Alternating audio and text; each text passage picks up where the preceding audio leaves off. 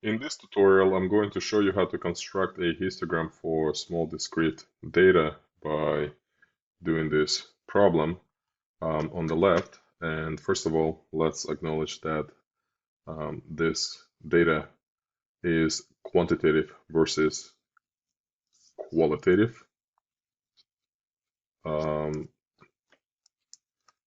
And as quantitative, it is further classified as discrete and not continuous. And we further classify the discrete data into small discrete and large discrete based on the number of possible values. So the answer to the question, how many children under 18 are in your household, can range from 0 to, well, in this case, 6, but in general, it could be, I don't know, 10. So by no means we would consider this a large range. So how do we organize small discrete quantitative data? The answer is same exact way as ordinal data. That is, we can create a frequency table, which is already created for us. And based on that frequency table, we can now construct what previously was known as bar plot. Now it's known as histogram. How do we create histogram? First of all, we place all the possible values on the x-axis, and 6 is the highest answer. And now we're going to create bars of certain height. In this case, it's asking us to construct a histogram, not relative histogram. So we're going to create a frequency scale on the y-axis. And the highest frequency is 7, so we'll go up to 10. So from 0, we'll go 5, 10, and in between this would be 1, 2, 3, 4, 5, 6, 7, 8, 9, and 10. The frequency of 0 is 6, so I'm going to draw a bar going up to 6. If this was a bar plot for qualitative data, then we would have drawn a bar of any width, and we would have allowed gaps between the bars. But since we're working with quantitative data, gaps are not allowed anymore.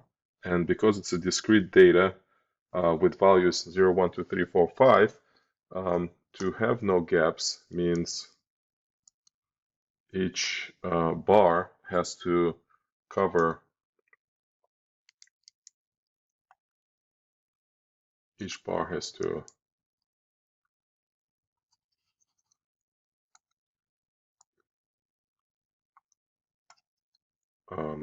my pen is glitching. It's stuck in perpetual eraser mode.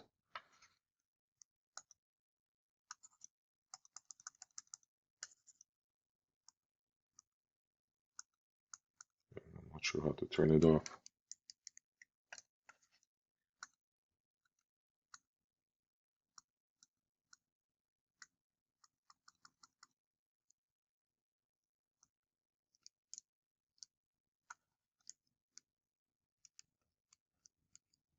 Ah, there you go. All right, one click is eraser, the other click is, actually, I'm not sure how it works anymore. There you go. There you go. All right. But because it's a small discrete data with values 0, 1, 2, 3, no gaps means the first bar has to cover the distance between 0 and 1 entirely. So it will go from negative 0.5 to 0.5. Since the frequency is 6, we're going to draw that bar of height 6. But the width of this bar will be exactly 1. Above 1, we're going to draw a bar of height 4, ranging from 0.5 to 1.5. At 2, we're going to draw a bar of height 3. And what we're drawing is called a histogram. So a histogram is pretty much a different name for bar plot, but for quantitative data. And that's about everything you need to know. So this is what a histogram would look like. A lot of times you can see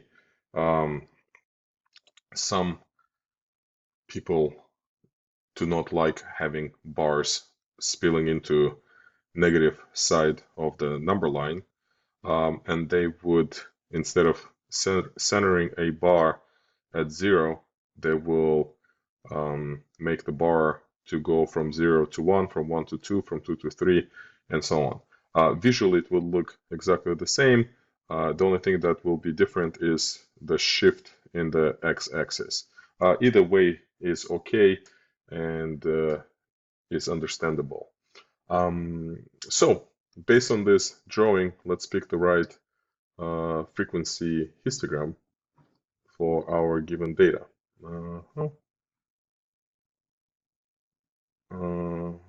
Looks like it's this one. Submit, get the full credit. If you have any questions, let me know. If you want to practice another problem just like this, look for the link in the description of the video.